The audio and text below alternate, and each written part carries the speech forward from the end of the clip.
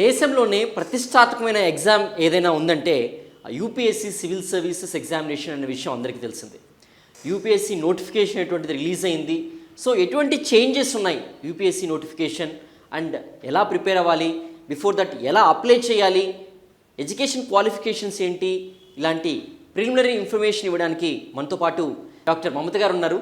వారిని అడిగి UPSC notification సంబంధించిన డీటెయిల్స్, ఎలా అప్లై చేయాలి, ఎలా ప్రిపేర్ అవ్వాలి, ఈ విషయాన్ని తెలుసుకుందాం. వెల్కమ్ అండి. హలో అండి, నమస్తే. నమస్తే అండి.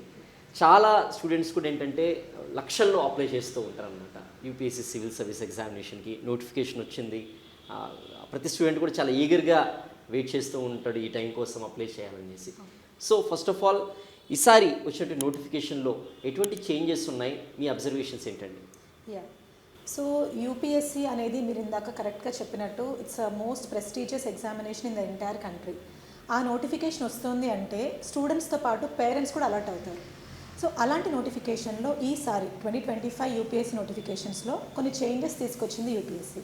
ఈ చేంజెస్ అంటే స్టూడెంట్స్కి మంచి జరుగుతుందా లేకపోతే అనవసరమైన చేంజెస్ అనుకుంటే యూపీఎస్సీ ఎప్పుడు కూడా ఇలాంటి మిస్టేక్స్ చేయదు. సో డెఫినెట్లీ ఇవి స్టూడెంట్స్కి ఎంతో అవసరమైన చేంజెస్ అని నేను చెప్తాను. అలా ఇప్పుడు చేంజెస్ విషయానికి వస్తే ఫస్ట్ ఏంటంటే మనకి నెంబర్ ఆఫ్ సర్వీసెస్ అనేవి పెరిగాయన్నమాట. ఇంతకుముందు యూపీఎస్సీ ఒక 21 సర్వీసెస్ లాగా ఇచ్చేదండి ప్రతి నోటిఫికేషన్లో. అందులో ఈసారి వచ్చిన మెయిన్ చేంజ్ ఏంటంటే మనకి Indian railways management service IRMS అని ఒక సర్వీస్ ఉంటుంది. అందులో ఈసారి ఒక సర్వీస్ ప్లేస్లో 3గా డివైడ్ చేశారు. So IRMS traffic, IRMS accounts, IRMS personal. This is the basic first change which UPSC has come up with. దీని కారణంగా మనకి ఇంతకు ముందు వరకు 21 సర్వీసెస్ ఉంటే ఇప్పుడు మనకు అవి 23 సర్వీసెస్ అయ్యాయి. ఈ రకంగా నెంబర్ ఆఫ్ సర్వీసెస్ పెరిగాయి అని మనం చెప్పుకోవచ్చు అనమాట. సో నెక్స్ట్ థింగ్ ఏంటంటే డెఫినెట్లీ వేకెన్సీస్ విషయం మీకు తెలిసిందే. 979 వేకెన్సీస్తో ఈ నోటిఫికేషన్ రిలీజ్ చేసింది. ఇందులో మరొక చేంజ్ విషయానికి వస్తే ఇంతకుముందు వరకు యూపీఎస్సీలో ప్రిలిమ్స్ క్లియర్ చేసిన తర్వాత మెయిన్స్ రాసేటప్పుడు మనకి DAF 1 డీటెయిల్ అప్లికేషన్ ఫామ్ అనేది ఫిలప్ చేయాల్సి ఉంటుంది. అండ్ DAF 2 అనేది మెయిన్స్ క్లియర్ చేసిన తర్వాత ఇంటర్వ్యూకి వెళ్ళే టైంలో ఫిలప్ చేయాల్సి ఉంటుంది.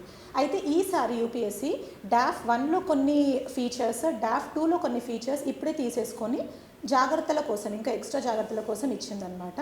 సో అందులో ఒక చేంజే సర్వీస్ ప్రిఫరెన్స్. మనకిచ్చిన 23 సర్వీసెస్లో స్టూడెంట్స్ ఎలాంటి సర్వీస్ని వాళ్ళు ఆర్డర్లో ప్రిఫర్ చేస్తున్నారో ఆ ఆర్డర్ ఆఫ్ ప్రిఫరెన్స్ అనేది ఈ ప్రిలిమ్స్ అప్లికేషన్ టైంలో ఇవ్వాలన్నమాట. సో అందులో ఏంటంటే ఇంకొక స్పెసిఫిక్ రూల్ ఒకటి యాడ్ చేసింది యూపీఎస్సీ. మీరు ఒకవేళ ఏదైనా సర్వీస్ మీకు వద్దనుకుంటే, ఫర్ ఎగ్జాంపుల్ మీకు చిన్న ఎగ్జాంపుల్ ఇస్తాను. రీసెంట్లీ ఇది అప్లై చేసేటప్పుడు స్టూడెంట్స్ ఎంతో మెసేజెస్ చేస్తూ ఉంటారు కదండి, కాల్స్ కూడా చేస్తున్నారు. Because these are the changes which UPSC has come up with after a long time. కాబట్టి ఒక స్టూడెంట్ ఏంటంటే తనకి ఐపీఎస్ అవ్వడం అసలు ఇష్టం లేదు. She a female aspirant. తన కొన్ని ఫ్యామిలీ రీజన్స్ వల్ల, తన చిన్నప్పటి నుంచి ఎక్స్పీరియన్స్ చేసిన వాటి వల్ల తన వ్యాలిడ్ రీజన్ తనకుంది. అంటే I don't want to reveal that reason నా, బట్ తనకంటూ ఒక వ్యాలిడ్ రీజన్ ఉంది. తను ఐపీఎస్ నాకు వద్దు మ్యామ్, వస్తే కూడా నేను తీసుకోను అని చెప్పింది. సో ఇలాంటి స్టూడెంట్స్ కోసం ఏంటంటే యూపీఎస్సీ ఇప్పుడే ఒక ఫెసిలిటీ ఇస్తుంది. అదేంటంటే if you don't want any service, మీరు ఆ సర్వీస్ని టిక్ చేయకండి, అసలు ప్రిఫరెన్స్లో ఆ సర్వీస్ పెట్టకండి అని. సో ఇలాంటి ఆప్షన్ కూడా మీకు ఉంది. మీకు ఏదైనా సర్వీస్ వద్దు అనుకుంటే ఇంతకుముందు అయితే 23 ఆప్షన్స్ ఉంటే 23ని మీరు ఆర్డర్ ఆఫ్ ప్రిఫరెన్స్లో 1, 2, 3, 4 అప్ టిల్ 23 పెట్టాల్సింది. ఇప్పుడు అలా కాదు. మీకు ఏదైనా సర్వీస్ ఇష్టం లేదు అంటే ఆ సర్వీస్కి అసలు ప్రిఫరెన్స్ కూడా ఇవ్వాల్సిన అవసరం లేదు. ఇది ఒక చేంజ్ యూపీఎస్సీ తీసుకొచ్చిందనమాట. And so coming to education qualifications, so degree complete అయిన వాళ్ళే అప్లై చేయాలా, లేకపోతే డిగ్రీ పర్సూ చేస్తున్న వాళ్ళు, ఎవరైతే డిగ్రీ 3rd ఇయర్ చదువుతున్నారో లేదా BTech final year 4th year చదువుతున్న వాళ్ళు కూడా అప్లై చేసేదానికి ఫెసిలిటీ ఏమైనా ప్రొవైడ్ చేశారా? డెఫినెట్లీ అండి. సో ఫస్ట్లీ మీరు ఇప్పుడు డిగ్రీ అని అడిగారు కదా, ఇందులో చాలామందికి ఒక క్లారిఫికేషన్ ఉండదు. డిగ్రీ అంటే మనకు బీఎస్సీ, బీకామ్ డిగ్రీ అని అనుకుంటారు. But it can be any degree. అంటే అది బీటెక్ కూడా డిగ్రీ అవుతుంది, ఎంబీబీఎస్ కూడా డిగ్రీ అవుతుంది, బీడీఎస్ కూడా డిగ్రీ అవుతుంది. అండ్ సిమిలర్లీ మీరు బీకామ్, బీఎస్సీ ఇలాంటి డిగ్రీ సబ్జెక్ట్స్ కూడా డిగ్రీ అవుతుంది. ఇంతకుముందు వరకు ఎలా ఉండేదంటే ఎవరైనా డిగ్రీ ఫైనల్ ఇయర్ స్టూడెంట్ కానీ లేకపోతే డిగ్రీ కంప్లీట్ చేసిన స్టూడెంట్ కానీ ప్రిలిమ్స్ వరకు అప్లై చేసుకోవచ్చు. మెయిన్స్ టైంలో వాళ్ళు డిగ్రీ కంప్లీట్ చేసినట్టు వాళ్ళ సర్టిఫికేట్ అప్లోడ్ చేయాలి. DAF 1 అని చెప్పాను కదా, డీటెయిల్ అప్లికేషన్ ఫామ్ 1లో వాళ్ళు ఫైనల్ ఇయర్ అయిపోయినట్టు ఆ డాక్యుమెంట్ అనేది సబ్మిట్ చేయాలి. యూనివర్సిటీ నుంచి వచ్చిన డిగ్రీ కంప్లీషన్ సర్టిఫికేట్ అప్లోడ్ చేయాలి. బట్ ఈసారి వచ్చిన చేంజ్ ఏంటంటే ఈసారి ప్రిలిమ్స్ టైంలో కాదు, మెయిన్స్ క్లియర్ చేసిన తర్వాత ఇంటర్వ్యూకి వెళ్ళే టైంలో వాళ్ళు completion of degree certificate submit చేసి సరిపోతుంది. అంటే ఫైనల్ ఇయర్లో ఉన్న స్టూడెంట్స్, ఫైనల్ ఇయర్ కంప్లీట్ చేసిన స్టూడెంట్స్ మెయిన్స్ క్లియర్ చేసిన తర్వాత మాత్రమే ఇంటర్వ్యూ కంటే ముందు వాళ్ళు ఆ డాక్యుమెంట్ని అప్లోడ్ చేస్తే సరిపోతుంది. This is the major change UPSC has come up with this time. Good to hear that madam. And distance ఎడ్యుకేషన్లో డిగ్రీ కంప్లీట్ చేసి ఉంటారు, వాళ్ళు ఎలిజిబులా? డెఫినెట్లీ అండి. మనం ఇందాక అనుకున్నట్టు స్టూడెంట్ అంటే ఈదర్ డిగ్రీ కంప్లీట్ చేసి ఉండాలి, లేకపోతే ఫైనల్ ఇయర్ ఆఫ్ డిగ్రీలో ఉండాలి. దట్ కెన్ బి అది డిస్టెన్స్ ఎడ్యుకేషన్ అవ్వచ్చు, డైరెక్ట్గా కాలేజ్లో యూనివర్సిటీలో చదువుకున్నా పర్వాలేదు. బట్ కంప్లీషన్ సర్టిఫికేట్ ఆ యూనివర్సిటీ నుంచి కానీ, ఆ డీమ్ టు బి యూనివర్సిటీ నుంచి కానీ వాళ్ళకి ఆ సర్టిఫికేట్ వచ్చి ఉండాలి. ఎగ్జామ్కి అప్లై చేసి ఉంటారు వాళ్ళు, అప్లై చేసినా కూడా ఎగ్జామ్ రాసి ఉండకపోవచ్చు, అటెంప్ట్ ఉండకపోవచ్చు. సో దాన్ని అటెంప్ట్ కింద కౌంట్ చేస్తారా? యా, ఇది చాలా చాలా ఇంపార్టెంట్ క్వశ్చన్ అండి. బికాస్ చాలామంది ఆస్పిరెంట్స్కి ఈ క్వశ్చన్ మైండ్లో ఉంటుంది. ఈ క్వశ్చన్ ఏంటంటే, మ్యామ్ ఇప్పుడు మేము ఎగ్జామ్కి అప్లై చేస్తున్నాము, నోటిఫికేషన్ వచ్చింది, అప్లై చేస్తున్నాము, మేము ఎగ్జామ్ ఒకవేళ రాయకపోతే అప్లై చేస్తున్నందుకు అది అటెంప్ట్లా క్రియేట్ అవుతుందా అనేసి అంటే డెఫినెట్లీ నో. మీరు అప్లై చేసినా కూడా ప్రిలిమ్స్ ఎగ్జామ్ మీకు ఒక రోజు ఉంటుంది. Morning GS paper, general studies paper ఉంటుంది 9:30 to 11:30, and afternoon CSAT paper ఉంటుంది 2:30 to 5:30. అయితే ఆ ఎగ్జామ్లో ప్రిలిమ్స్ జనరల్ స్టడీస్ పేపర్ మీరు మార్నింగ్ ఎగ్జామ్ హాల్ లోపలికి వెళ్ళి సైన్ చేస్తేనే మీది అటెంప్ట్ కింద కౌంట్ అవుతుంది. సో అప్లై చేసేంత మాత్రాన అటెంప్ట్ కింద కౌంట్ అవ్వదు. మీరు ఎలాంటి భయాలు లేకుండా ఈజీగా అప్లై చేసుకోవచ్చు. అండ్ ఎగ్జామ్ సెంటర్స్ విషయంలో కూడా చాలా డౌట్స్ ఉంటాయి. ఎన్ని ఉన్నాయి సెంటర్స్ తెలుగు స్టేట్స్లో అనేటువంటిది క్లారిఫై చేయగలరా? డెఫినెట్లీ అండి. సో ఈసారి అప్లికేషన్ ఫామ్లో మనం స్టూడెంట్స్ ఎన్నో ప్రికాషన్స్ తీసుకోవాల్సి ఉంది. ఆ ప్రికాషన్స్లో ఇది ఒకటి అనమాట. అదేంటి అంటే ఎగ్జామ్ సెంటర్స్. ప్రిలిమ్స్కి ఎగ్జామ్ సెంటర్స్ ఉంటాయి, డిఫరెంట్గా మెయిన్స్కి ఎగ్జామ్ సెంటర్స్ ఉంటాయి. సో స్టూడెంట్ ఎవరైతే ఈ అప్లై చేస్తున్నారో ఈ ఫామ్ని, వాళ్ళు ప్రాపర్గా ప్రిలిమ్స్ దగ్గర సెలెక్ట్ చేస్తున్నారా, మెయిన్స్ దగ్గర సెలెక్ట్ చేస్తున్నారని మాత్రం చాలా జాగ్రత్తగా చూసుకొని టిక్ మార్క్ చేయాలన్నమాట. సో మనకి తెలుగు స్టేట్స్లో ప్రిలిమ్స్కి సంబంధించి తెలంగాణలో 2 సెంటర్స్ ఇచ్చారు. 1 is Hyderabad, 2nd is Warangal. And AP విషయానికి వస్తే 4 సెంటర్స్ ఇచ్చారు. అనంతపూర్, తిరుపతి, విజయవాడ అండ్ విశాఖపట్నం. అదే మెయిన్స్ విషయానికి వస్తే తెలంగాణలో 1 centre which is Hyderabad, and ఏపీలో 1 centre which is Vijayawada. So ఈ రెండింటిని మీరు ప్రిలిమ్స్కి మెయిన్స్కి మధ్య ఉన్న డిఫరెన్స్ మాత్రం చూసుకొని మీరు సెంటర్స్ని సెలెక్ట్ చేసుకోవాలి. And one time registration process, what you call OTR గురించి చెప్తారా? What is about? Definitely. So one time registration, ఇది ఆ పేరులోనే ఉంది, వన్ టైం అని. అండ్ ఈసారి యూపీఎస్సీ చాలా చాలా స్ట్రింజెంట్గా, చాలా రిజిడ్గా చేసిందనమాట దీన్ని. సో వన్ టైం రిజిస్ట్రేషన్ అంటే ఏంటంటే అండి, once in a life time ఒక స్టూడెంట్, ఆ student personal details, student educational qualification, as well as family details and occupation details ఉంటే ఆక్యుపేషన్ డీటెయిల్స్, వాళ్ళ సాలరీ డీటెయిల్స్ కొంచెం బేసిక్గా అనమాట. ఇవన్నీ ఒకటేసారి మనం ఒక ఫామ్ లాగా రిజిస్టర్ చేసేసి యూపీఎస్సీ దగ్గర మనం భద్రపరచుకుంటే అర్థం. సో మీరు ఒకవేళ ఈ ఇయర్ తర్వాత మళ్ళీ నెక్స్ట్ ఇయర్ అటెంప్ట్ చేసేటప్పుడు మీరు డైరెక్ట్లీ ఆ ఓటీఆర్ అనేది మీకు ఒక పాస్వర్డ్ క్రియేట్ చేసుకొని పెట్టుకుంటారు. డైరెక్ట్లీ ఆ పాస్వర్డ్ మీరు టైప్ చేస్తే మీ డీటెయిల్స్ అన్నీ ఆ ఫామ్లో ఆటోమేటికలీ తీసేసుకుంటారనమాట. అంటే ప్రతిసారి మనం ఏదైనా కొత్తగా నోటిఫికేషన్ వచ్చినప్పుడు, కొత్త గవర్నమెంట్ ఎగ్జామ్కి అప్లై చేయాలంటే ప్రతిసారి name, date of birth, place, family details ఇవన్నీ అప్లై చేయకుండా ఒకటేసారి మనం ఆ ఓటీఆర్ పాస్వర్డ్ ఎప్పుడైతే టైప్ చేస్తామో ఆ ఓటీఆర్ మన ఫామ్ జనరేట్ అయిపోయి ఆటోమేటికలీ ఆ డీటెయిల్స్ అన్నీ అందులో ఫిల్ లాగా మనం చేసుకోవచ్చు అనమాట. So that is the importance of OTR. And age criteria ఎలా ఉండాలి అండ్ ఏజ్ రిలాక్సేషన్ గురించి చెప్తారా? యా, డెఫినెట్లీ అండి. సో మనకి యూపీఎస్సీలో ఏజ్ బేసిస్ మీద, కాస్ట్ బేసిస్ మీద ఆర్ రిజర్వేషన్ బేసిస్ మీద కూడా మనకి number of attempts, number of years differ అవుతూ ఉంటుందన్నమాట. For example, if we take an OC candidate అంటే జనరల్ క్యాండిడేట్ స్టూడెంట్కి 32 ఇయర్స్ వరకు అటెంప్ట్స్ ఇవ్వచ్చు. నెంబర్ ఆఫ్ అటెంప్ట్స్ లిమిటెడ్, అది ఎంత అంటే నెంబర్ 6. సో గుర్తుపెట్టుకోండి, and general candidate student 32 years వరకు 6 అటెంప్ట్స్ ఇవ్వచ్చు. ఆ అటెంప్ట్స్ అంటే నేను ఇందాక చెప్పినట్టు అప్లై చేసిన టైమ్స్ కాదు, ప్రిలిమ్స్లో ఫస్ట్ పేపర్కి కూర్చున్న time, that will be counted as an attempt. So next OBC వాళ్ళకి +3 అనమాట, అంటే 32 + 3, సో 35 ఇయర్స్ వరకు అటెంప్ట్ ఇవ్వచ్చు. అలా వాళ్ళు 6 + 3 9 అటెంప్ట్స్ ఇవ్వచ్చు. ఎస్సీ ఎస్టీ వాళ్ళకి 37 ఇయర్స్ వరకు వాళ్ళకి అటెంప్ట్స్ ఇవ్వచ్చు, అంటే 5 ఇయర్స్ ఆఫ్ ఏజ్ రిలాక్సేషన్ ఉంటుందన్నమాట. ఆ 37 ఇయర్స్లో ఎస్సీ ఎస్టీ వాళ్ళు అన్లిమిటెడ్ అటెంప్ట్స్ ఇవ్వచ్చు, అంటే 21 ఇయర్స్ నుంచి వాళ్ళు 37 ఇయర్స్ వరకు కంటిన్యూస్గా అన్లిమిటెడ్ అటెంప్ట్స్ ఇవ్వచ్చు అనమాట. తర్వాత మనకి major changes persons with disabilities అంటాం కదండి, కొంతమంది హ్యాండిక్యాప్ పీపుల్ ఉంటారు. ఆ హ్యాండిక్యాప్ వాళ్ళకు కూడా యూపీఎస్సీ విజన్ ఎలా ఉండాలి, హియరింగ్ ఎలా ఉండాలి, వాళ్ళ హ్యాండ్స్ లోకోమోషన్లో ఏమైనా ఇబ్బంది ఉందా, వీటిని బట్టి కూడా పర్సన్స్ విత్ డిసెబిలిటీ అని సపరేట్ క్రైటీరియా ఒకటి పెట్టిందనమాట. దాని ప్రకారంగా వాళ్ళకి 10 years ఏజ్ రిలాక్సేషన్ ఉంటుంది. సో 32 అంటే వాళ్ళు 42 years వరకు వాళ్ళు ఎగ్జామ్ ఇవ్వచ్చు అనమాట. తర్వాత ఎక్స్ సర్వీస్ మెన్ ఉంటారు, లేకపోతే మిలిటరీ సర్వీస్లో ఉంటారు. వాళ్ళు సర్వీస్లో ఉన్నప్పుడు వాళ్ళు కొంచెం ఏదైనా చిన్న చిన్న యాక్సిడెంట్స్ అయ్యి వాళ్ళు డిసేబుల్ అవ్వచ్చు కదా, వాళ్ళకు కూడా మనకి యూపీఎస్ అనేది +3 ఏజ్ లిమిట్ ఇస్తుంది. విత్ రిగార్డ్స్ టు ఓబీసీ వాళ్ళకి ఎలా అయితే ఇస్తుందో, ఈ ex service men, military people ఎవరైతే డిసేబుల్ ఉన్నారో వాళ్ళకు కూడా +3 ఇస్తుంది. ఇలా different types of age criteria UPSC చాలా క్లియర్గా ఇస్తుంది. ఓవరాల్గా ఈ అప్లికేషన్ ఫామ్లో తీసుకోవాల్సినటువంటి ప్రికాషన్స్ ఏమని చెప్తారండి? డెఫినెట్లీ అండి. So the very first precaution ఏంటంటే మనకి అప్లై చేసేటప్పుడు ఓటీఆర్ గురించి. నేను ఎలాగైతే ఓటీఆర్ అనేది 1 time రిజిస్ట్రేషన్ అని చెప్పానో, అది వన్స్ ఇన్ లైఫ్ టైం అనమాట. ఒక్కసారి మీరు అందులో డీటెయిల్స్ పెట్టారు అంటే ఇంకా ఆ డీటెయిల్స్ పర్మనెంట్ డీటెయిల్స్. ఈసారి యూపీఎస్సీ ఇంకా స్ట్రిక్ట్ చేసింది, అదేంటంటే డేట్ ఆఫ్ బర్త్ దగ్గర. ఒక్కసారి కనుక డేట్ ఆఫ్ బర్త్ మీరు పెట్టారు అంటే you can not change the date of birth again. ఇది మేజర్ ప్రికాషన్ అనమాట. సో మీరు చాలా జాగ్రత్తగా, స్పెల్లింగ్ మిస్టేక్ అయింది, లేకపోతే టైపోలో మిస్టేక్స్ వచ్చింది, ఇలాంటి ఎక్స్క్యూజెస్ ఈసారి యూపీఎస్సీ అలౌ చేయట్లేదు. సో అదొకటి. చిన్న రిలాక్సేషన్ ఏంటి అంటే, మీరు ప్రిలిమ్స్ ఈసారి నోటిఫికేషన్ ఇచ్చినప్పుడు అండి, మనకి February 11th వరకు వాళ్ళు 6 PM వరకు వాళ్ళు అప్లై చేసి సబ్మిట్ చేయాలన్నమాట. So February 11th next day అంటే 12th నుంచి అక్కడ నుంచి 1 week, ఒక 7 days వరకు మీకు ఒక పీరియడ్ ఇచ్చారు. ఆ పీరియడ్లో డేట్ ఆఫ్ బర్త్ కాకుండా మిగతా చేంజెస్ ఓటీఆర్లో మీరు చేసుకోవచ్చు. ఓన్లీ ఆ పీరియడ్లోనే, ఇంకా తర్వాత ఎప్పుడు కూడా మీరు చేంజెస్ చేయలేరు. So that is the major precaution.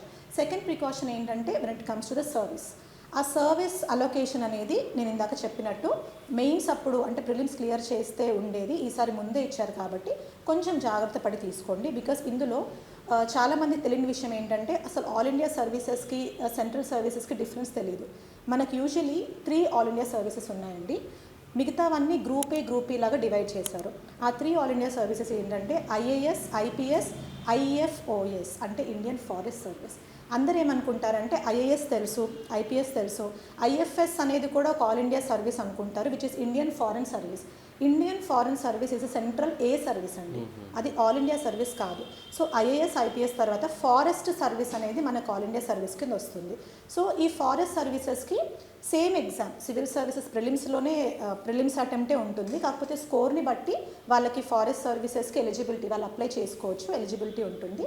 దాని గురించి we can talk again. So దీని తర్వాత సెంట్రల్ ఏ సర్వీసెస్లో ఐఆర్ఎస్ ఉంటుంది, ఐఆర్ఎస్ ఐటీ, ఐఆర్ఎంఎస్ ఇందాక చెప్పినట్టు, అందులో మళ్ళీ 3 parts, ట్రేడ్ సర్వీసెస్ ఉంటుంది. ఇలా different types of services, postal services ఉంటుంది, రైల్వే ట్రాఫిక్ సర్వీస్ ఉంటుంది. ఇలా డిఫరెంట్ టైప్స్ ఆఫ్ సర్వీసెస్ని మీ ప్రిఫరెన్స్ని బట్టి ప్రాపర్గా గైడెన్స్ తీసుకొని మాత్రమే మీరు ఆ ప్రిఫరెన్స్ పెట్టండి. This is one more major precaution which I would like to tell you all. అది థర్డ్ ప్రికాషన్ ఏంటంటే అండి, మనకి యూపీఎస్సీ ఫోటోగ్రాఫ్ గురించి ఈసారి చాలా క్లియర్గా గైడ్లైన్స్ ఇచ్చింది. సో డెఫినెట్లీ మీరు ఇప్పుడు ఈరోజు అప్లై చేస్తున్నారు అంటే ఈ రోజు నుంచి 10 days బ్యాక్ లోపు మీ ఫోటో తీసుకొని ఉండాలి అలా. So please be careful that your photo of submission should be just 10 days old. And ఇంకోటి ఏంటంటే, మీరు ఆ ఫోటోలో ఎలా అయితే ఉన్నారో అలానే మీరు 3 stages ఆఫ్ ఎగ్జామ్ ఇవ్వాలి. ఫర్ ఎగ్జాంపుల్, అబ్బాయిలు బియర్డ్తో ఫోటో దిగితే ప్రిలిమ్స్లో బియర్డ్తోనే ఉండాలి, ఎగ్జామ్ ఇవ్వాలి, మెయిన్స్లో బియర్డ్తోనే ఎగ్జామ్ ఇవ్వాలి, ఇంటర్వ్యూలో కూడా బియర్డ్తోనే అప్లై చేయాలి. బికాస్ ఈసారి మనం ఫేస్ మాఫింగ్ అవన్నీ చూస్తున్నాం కదా, ఇలాంటి ఫ్రాడ్స్ అన్నీ అవాయిడ్ చేయడానికి UPSC has come up with this precaution. ఇది మాత్రం చాలా గట్టిగా గుర్తుపెట్టుకోండి. So these are the precautions అండి. జనరల్గా తెలుగు స్టేట్స్లో ఎంతమంది అప్లై చేస్తూ ఉంటారు ఎగ్జామినేషన్స్కి, ఆ డేటా వైజ్గా చెప్పగలరా అండి? డెఫినెట్లీ అండి. సో మనకి లాస్ట్ ఇయర్ డేటా ప్రకారంగా చూసుకుంటే, మన ఓన్లీ హైదరాబాద్ పరంగా తీసుకుంటే అరౌండ్ 45,000 మంది అప్లై చేస్తే 60% మంది అటెంప్ట్ ఇచ్చారనమాట. ఎగ్జామ్ హాల్ అటెంప్ట్ ఇచ్చారంటే ఎగ్జామ్ హాల్ లోపల కూర్చున్నారు. సో అరౌండ్ 60% ఉంది. Similarly if you take the major places of AP, నేను ఇందాక చెప్పినట్టు ప్రిలిమ్స్లో మనకి హైదరాబాద్, వరంగల్, తెలంగాణ సెంటర్స్ అయితే, Anantapur, Tirupati, Vizag and Vijayawada AP centres. అందులో విజయవాడలో ఎక్కువ మంది అప్లై చేశారు, ఎక్కువ మంది అటెంప్ట్ ఇచ్చారు. సో అరౌండ్ 25,000 మంది అప్లై చేస్తే అరౌండ్ 12,000 13,000 మంది ఎగ్జామ్ అటెంప్ట్ ఇచ్చారనమాట. సో మనం ఎటు చూసుకున్నా కూడా నోటిఫికేషన్ వచ్చిన వెంటనే స్టూడెంట్స్కి ఎంతో ఉత్సాహం వస్తుంది, నేను ఎగ్జామ్ రాయాలి, అప్లై చేయాలి అని. బట్ ఆ ఉత్సాహం అనేది ఎగ్జామ్ వరకు ఉండట్లేదు. So I would want to tell this to students that notification ఎప్పుడు వచ్చిందో అది ఎగ్జామ్ రాసేంత వరకు నిలబెట్టుకోవాలి. ఓన్లీ దెన్ ఆ పర్సంటేజ్ అనేది మనకు పెరుగుతుంది. So why can't we bring it to at least 80%? ఇప్పుడు 5 lakhs మంది అప్లై చేస్తున్నారంటే అట్లీస్ట్ 4 lakhs మంది అటెంప్ట్ ఇచ్చేలాగా మనం చూసుకోవచ్చు కదా. So that lies in the hands of students. And syllabus గురించి బ్రీఫ్గా చెప్తారా అండి ప్రిలిమ్స్? డెఫినెట్లీ అండి. సో మనకి ప్రిలిమ్స్ విషయానికి వస్తే we have 2 papers. First one ఏంటంటే morning paper general studies paper అంటాం, and afternoon paper CSAT, civil services aptitude test అంటాం. సో జనరల్ స్టడీస్లో we have the current events. Mainly UPSC ప్రిలిమ్స్లో కరెంట్ ఈవెంట్స్కి మంచి ఫోకస్ ఇస్తోంది. అది ఎందుకు అంటే based on the current events UPSC is framing the questions. Static part of questions తీసుకున్నా కూడా కరెంట్ ఈవెంట్స్తో లింక్ చేసి మరి యూపీఎస్సీ అడుగుతోంది. సో కరెంట్ అఫైర్స్ గురించి చెప్పినట్టే మనకు స్టాటిక్ పార్ట్ కూడా ఉంటుంది. ఆ స్టాటిక్ పార్ట్లో హిస్టరీ ఆఫ్ ఇండియా కావచ్చు, ఇండియన్ నేషనల్ మూవ్మెంట్ కావచ్చు, ఆ టాపిక్స్ అన్నీ ఉంటాయి. తర్వాత geography of India as well as world ఉంటుంది. Science and technology, environment, Indian polity, governance ఆస్పెక్ట్లో మన ఇండియన్ గవర్నమెంట్ కావచ్చు, డిఫరెంట్ స్టేట్ గవర్నమెంట్స్ కావచ్చు, ఎలాంటి పాలసీస్ ఇంప్లిమెంట్ చేస్తున్నాయి, స్కీమ్స్ ఇంప్లిమెంట్ చేస్తున్నాయి, వాటి మీద కూడా స్టూడెంట్స్ ఫోకస్ చేయాల్సి ఉంటుందన్నమాట. అండ్ జనరల్ సైన్స్ అంటే మన general physics application, general chemistry application, వీటి గురించి కూడా ఉంటుంది. సో కరెంట్ అఫైర్స్ ప్లస్ స్టాటిక్ని ప్రాపర్గా బ్యాలెన్స్ చేస్తూ స్టూడెంట్స్ చదువుకుంటే ఆ పేపర్ 1 జిఎస్ జనరల్ స్టడీస్ అనేది ఏదైతే ఉందో అది ప్రాపర్గా వాళ్ళు ఆన్సర్ చేయగలుగుతారు by integrating with everything happening around the world. అది ఉంటుంది. నెక్స్ట్ మనకు పేపర్ 2 వచ్చేసి ఆఫ్టర్నూన్ ఉంటుంది, 2:30 to 5:30. ఇంతకుముందు అది 2 o'clock ఉండేది, ఇప్పుడు కొంచెం మార్చారు, మెయిన్స్ టైమింగ్స్ని మార్చారనమాట. సో 2:30 నుంచి 4:30 వరకు మనకు CSAT పేపర్ ఉంటుంది, సివిల్ సర్వీసెస్ యాప్టిట్యూడ్ టెస్ట్. ఇందులో ఆ టర్మ్లో ఉన్నట్టుగానే యాప్టిట్యూడ్ బేస్డ్ ఉంటుంది, క్వశ్చన్స్ అన్నీ రీజనింగ్ ఉంటాయి, logical thinking, decision making skills ఇవన్నీ ఉంటాయి. At the same time English comprehension passages కూడా ఉంటాయన్నమాట. ఈ రోజుల్లో like from the past 3 to 4 years UPSC అనేది CSAT పేపర్ని టఫ్ చేసింది. కాబట్టి స్టూడెంట్స్ భయపడకుండా ప్రాపర్గా ప్రీవియస్ ఇయర్ క్వశ్చన్స్ని అనలైజ్ చేస్తూ మెంటార్ సజెషన్స్ తీసుకుంటూ ఆ గైడెన్స్ ప్రకారంగానే వాళ్ళు CSAT పేపర్ ప్రిపేర్ అవుతే ఖచ్చితంగా క్లియర్ చేస్తారు.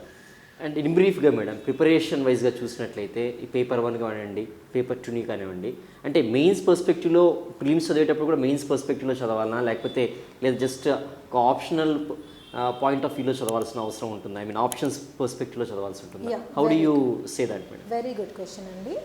స్టూడెంట్స్ ఎవరైనా ఇప్పుడు యూపీఎస్సీ ప్రిపరేషన్లోకి వస్తున్నాము అంటే వాళ్ళ మైండ్స్లో ఫస్ట్ వచ్చేది ప్రిలిమ్సే. ఆబ్జెక్టివ్ టైప్ క్వశ్చన్ కదా, మేము ఏదైనా ఆన్సర్ చేస్తాము, బికాస్ వాళ్ళ డిగ్రీలో MCQs ఏమైనా సాల్వ్ చేసి ఉంటే ఇట్లా రాళ్ళేస్తాము అనుకుంటారు స్టూడెంట్స్ మాటల్లో. But that won't apply here. ఎప్పుడైనా కూడా ఒక స్టూడెంట్ యూపీఎస్సీకి ప్రిపేర్ అవ్వాలని డిసైడ్ అవుతే the preparation should go in integration. అంటే prelims, mains as well as interview 3 stages మైండ్లో ఉండి ప్రిపేర్ అవ్వాలి.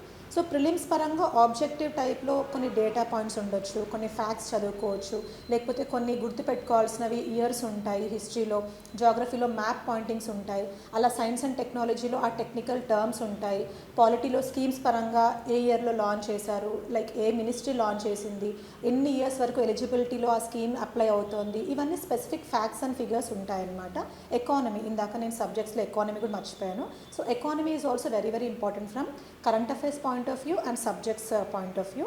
సో ఇక్కడ ఏంటంటే స్టూడెంట్ ప్రిలిమ్స్ పరంగా, మెయిన్స్ పరంగా చదివే సబ్జెక్ట్ ఒకటే అండి, కాకపోతే చదివే విధానం మాత్రమే మారుతుంది. అంటే ప్రిలిమ్స్ అప్పుడు MCQ బేస్డ్ ఫోకస్తోని ఆ ఫ్యాక్చువల్ ఇన్ఫర్మేషన్ బ్రెయిన్లోకి తీసుకునేలాగా చదవాలి. మెయిన్స్ విషయంలో ఆన్సర్ రైటింగ్ ఎలా చేయాలి, మనకి యూపీఎస్సీలో ఏంటంటే limited number of words, limited number of space ఉంటుంది. సో ఫస్ట్ 10 క్వశ్చన్స్కి మనకి 10 మార్కర్స్ అంటాము, 150 వర్డ్స్లో ఆన్సర్ రాయాలి. నెక్స్ట్ 10 క్వశ్చన్స్ 15 మార్కర్స్ ఉంటాయి, దానికి 250 వర్డ్స్లో ఆన్సర్ రాయాలన్నమాట. సో ఆ mains preparation, answer writing preparation కూడా ముందు నుంచి జరగాలి. బికాస్ ఓన్లీ ప్రిలిమ్స్ క్లియర్ చేసి నేను మెయిన్స్ గురించి తర్వాత చూసుకుంటాను అంటే వాళ్ళు క్లియర్ చేయకపోతే మళ్ళీ they will be back in the cycle, because again they have to give they prelims. కాబట్టి అలాంటి మిస్టేక్స్ స్టూడెంట్ చేయకుండా ఇంటిగ్రేటెడ్గా ప్రిపేర్ అవ్వాలి.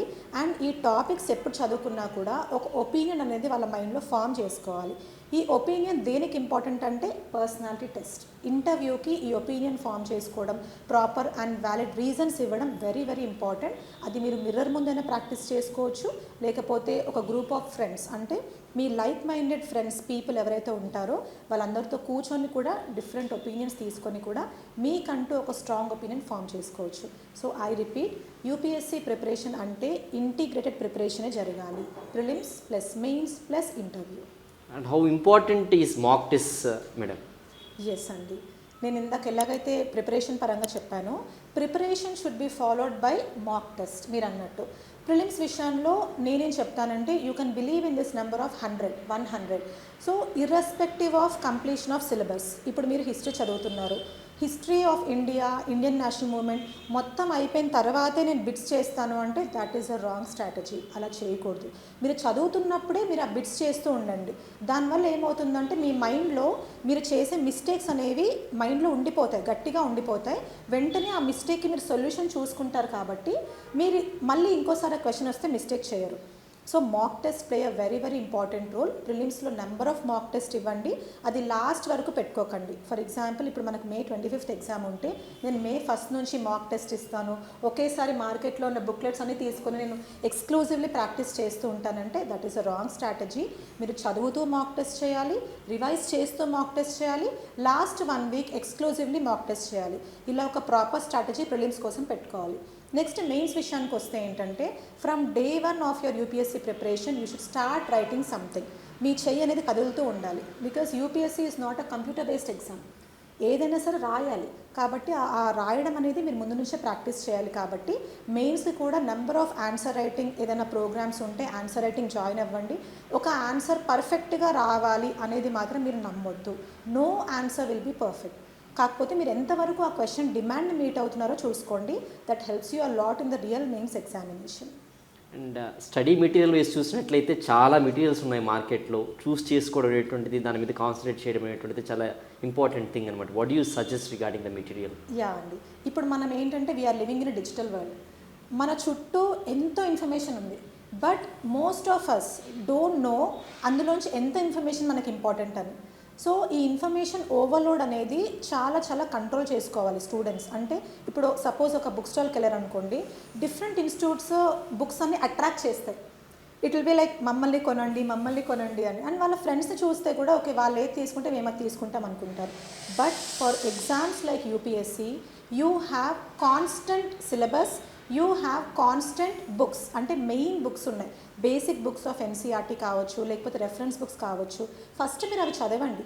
అంటే you should not believe in short cuts for success. Please remember this, there are no short cuts for success. మీ hard వర్క్కి తగ్గట్టుగానే మీకు success వస్తుంది. ఆ హార్డ్ వర్క్ అనేది మీరు బేసిక్గా స్టార్ట్ చేయండి. అందరూ ఏం చేస్తారు, టాపర్స్ దాంతోనే స్టార్ట్ చేయండి. వాళ్ళు లాస్ట్లో వాళ్ళ ప్రిపరేషన్ అంతా అయిపోయిన తర్వాత రివిజన్ బుక్లెట్స్ లాగా తీసుకుంటారు చూడండి. ఆ రివిజన్ బుక్లెట్స్ మీరు ఫస్ట్ తీసుకునే మిస్టేక్ మాత్రం మీరు చేయకండి. సో రెఫరెన్స్ బుక్స్ చదవండి, ఎన్సీఆర్టీస్ చదవండి, మీరు ఏదైనా షార్ట్ నోట్స్ చేసుకుంటే అవి చేసుకోండి. తర్వాత మీకు రివిజన్కి హెల్ప్ అవ్వడానికి చిన్న చిన్న బుక్లెట్స్ ఉంటే వాటిని కొన్ని చదవండి. కానీ don't get dumped with all these information overload out side in the market. So అది చాలా ఇంపార్టెంట్. మీకు మీరు చాలామంది స్టూడెంట్స్ని ట్రైన్ చేస్తున్నారు కాబట్టి, ఎంతోమంది స్టూడెంట్స్ని చూస్తుంటారు కాబట్టి, వాళ్ళు చేసేటువంటి మిస్టేక్స్ ఏ ఐడెంటిఫై చేశారు మేడం? ఎస్, చాలా చాలా చాలా మంచి క్వశ్చన్ అండి. బికాజ్ మనం డైలీ ఎంతోమంది స్టూడెంట్స్ ఇంటరాక్ట్ అవుతుంటాం కదా. సో ఆ స్టూడెంట్ మైండ్ సెట్ నుంచి కూడా మనం ఆలోచించాలి. And my self being a medical doctor, నేను ఇంకా ఈజీగా అసెస్ చేయగలుగుతాను స్టూడెంట్ మైండ్ సెట్ ఎలా ఉంది అని. సో ఇప్పుడు మన దగ్గర వచ్చే స్టూడెంట్స్ అంటే ప్రిపరేషన్లోకి వచ్చే స్టూడెంట్స్ తీసుకుంటే సగం మంది సీరియస్ ఉండరండి. వాళ్ళు ఏంటంటే ఏం జాబ్ లేదు, సో ఒక గవర్నమెంట్ జాబ్ నోటిఫికేషన్ వచ్చింది, మేము ట్రై చేస్తాము, లక్లో వస్తే వస్తుంది. అంటే లక్ ఏంటండి, కాంపిటేటివ్ ఎగ్జామ్స్లో ఆ లక్ అనేది ఎగ్జామ్ హాల్ స్కోర్ మీద డిపెండ్ అవుతుంది. లేకపోతే వాళ్ళ టైంలో ఎంసీక్యూస్ ఇప్పుడు బి పెట్టబోయి సి పెట్టాలని వాళ్ళకి మైండ్ చెప్తే సి పెడితే ఆ సి కరెక్ట్ అయింది అంటే అది లక్లో కరెక్ట్ అయింది అనుకోవచ్చు. But the entire preparation is not based on luck. So first mistake student చేసేది లక్లో నేను క్వాలిఫై అవుతానేమో, నేను ఓన్లీ 1 అటెంప్ట్ ఇస్తాను, 2 అటెంప్ట్స్ ఇస్తాను, నేను చాలా లక్కీ, నాకు లక్ ఫేవర్ చేస్తుంది అనుకుంటే that is an entirely big mistake. అలా కాకుండా you should be ready for everything. అంటే నేను ఈ ప్రిపరేషన్లోకి వస్తున్నాను, నాకు ఫెయిలియర్స్ కూడా రావచ్చు, I'm ready to face the failures also. ఆ ఫెయిలియర్స్ నుంచి నేర్చుకొని నేను ఇంకా ముందుకు వెళ్తాను. ఇలాంటి మైండ్ సెట్ ఉంటేనే వాళ్ళు ఇలాంటి కాంపిటేటివ్ ఫీల్డ్లోకి రావాలి, కానీ నార్మల్ బేసిస్ మీద మాత్రం రాకూడదు. And this exam is not a joke. So that is the first mistake.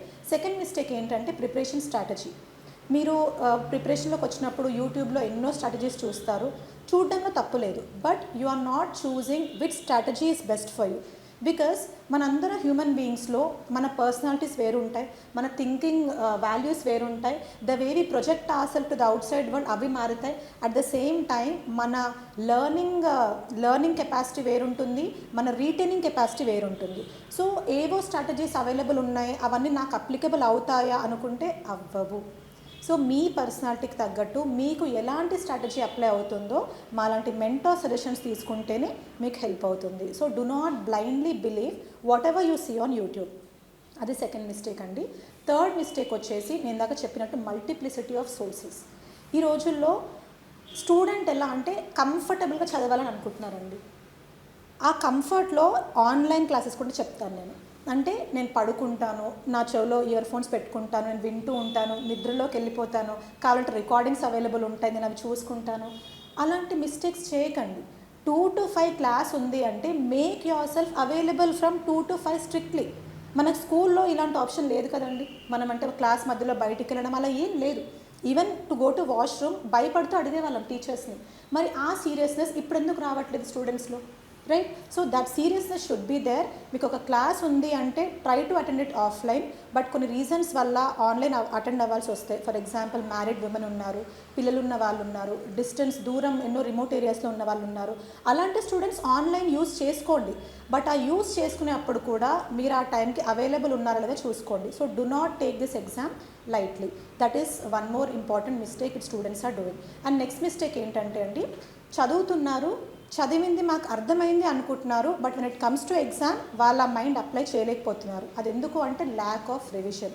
So preparation ఎంతైతే ఇంపార్టెంటో దాన్ని ఎంత రివైజ్ చేస్తున్నాం అనేది కూడా ఇంపార్టెంట్. సో ఈ మిస్టేక్స్ చేయకుండా మీరు ప్రాపర్ స్ట్రాటజీతో ఒక ప్రాపర్ మెంటర్ని చూస్ చేసుకుని ముందుకెళ్ళండి, మీకు తొందరలో సక్సెస్ వస్తుంది.